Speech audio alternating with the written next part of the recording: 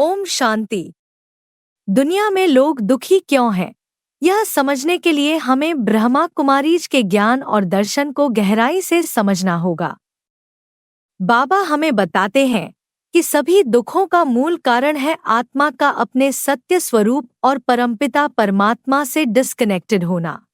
जब आत्मा अपने शाश्वत स्वरूप को भूल जाती है और देहाभिमान, शरीर की पहचान में फंस जाती है, तो वह विभिन्न प्रकार के दुखों का अनुभव करती है।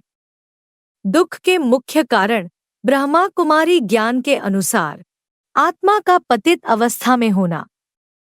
जब आत्मा पवित्र और सतो प्रधान सभी गुणों से भरपूर होती है, तो वह सुखद और शांतिपूर्ण अनुभव करती है।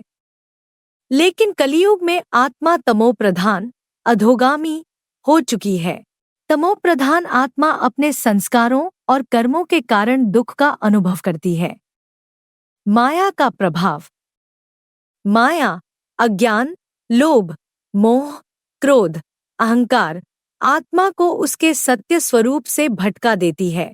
माया के कारण आत्मा अपनी शक्तियों को भूलकर संसार में भौतिक वस्तुओं और रिश्तों में सुख ढूंढने लगती है, जो अस्थायी और छाया मात्र हैं। देहाभिमान, शरीर की पहचान। आत्मा जब देह, शरीर के प्रति आसक्त हो जाती है, तो वह मैं कौन हूँ का सही उत्तर भूल जाती है। देहाभिमान के कारण रिश्तों में अपेक्षाएं, प्रतिस्पर्धा और असंतोष बढ़ जाता है, जिससे दुख होता है। परमात्मा से डिस्कनेक्टेड होना।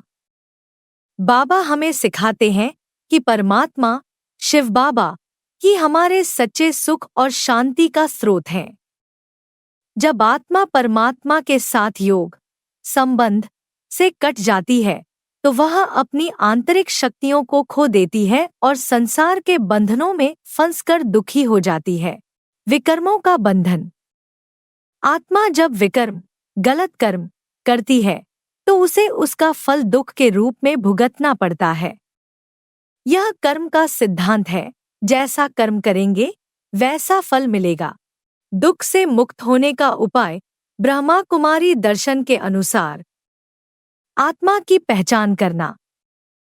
यह समझना कि मैं आत्मा हूँ, यह शरीर मेरा साधन है। आत्मा का स्वरूप शांत, पवित्र और ज्ञान स्वरूप है। जब आत्मा अपनी सत्य पहचान को अनुभव करती है, तो दुख कम हो जाता है। राजयोग का अभ्यास।